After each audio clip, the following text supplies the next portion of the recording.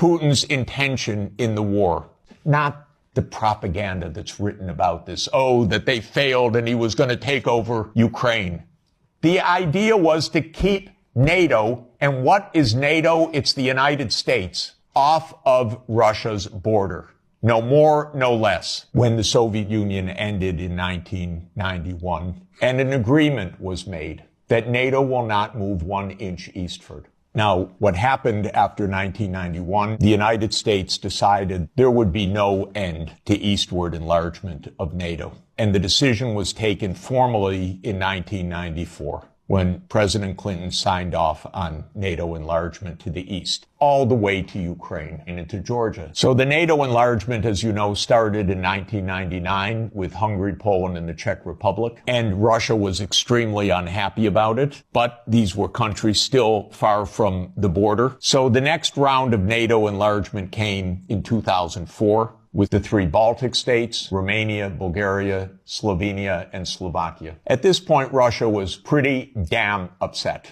So as everybody recalls, in 2007, President Putin said, stop, enough. And of course, what that meant was in 2008, the United States jammed down Europe's throat enlargement of NATO to Ukraine and to Georgia. This is right up against Russia.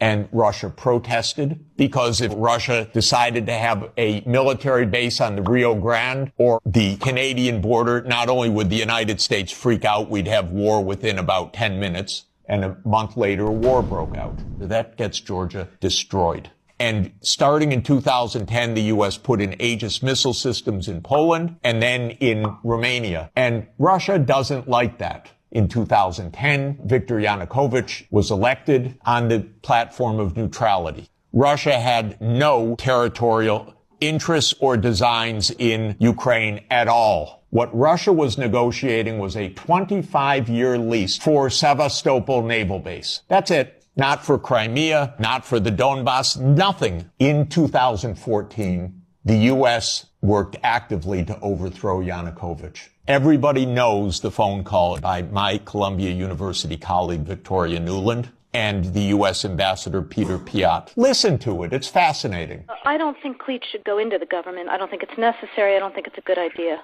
I think Yats is the guy who's got the economic experience, the governing experience, and, fuck the EU.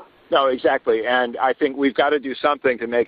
You don't get better evidence. Then came Minsk, and especially Minsk II. It said there should be autonomy for the Russian-speaking regions in the east of Ukraine. It was supported unanimously by the UN Security Council. The United States and Ukraine decided it was not to be enforced. There were many thousands of deaths in the shelling by Ukraine in the Donbass. And one of the issues on the table in December 2021, January 2022, was, does the United States claim the right to put missile systems in Ukraine? And Blinken told Lavrov in January 2022, the United States reserves the right to put missile systems wherever it wants. So the war started. What was Putin's intention in the war? It was to force Zelensky to negotiate neutrality. And that happened within 7 days of the start of the invasion.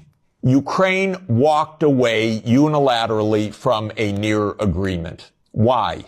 Because the United States told them to. The idea was that there would be Ukraine, Romania, Bulgaria, Turkey, and Georgia that would deprive Russia of any international status by blocking the Black Sea.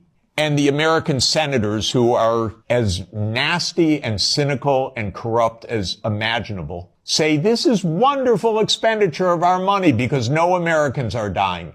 It's the pure proxy war. And since the U.S. talked the negotiators away from the table, about 1 million Ukrainians have died or been severely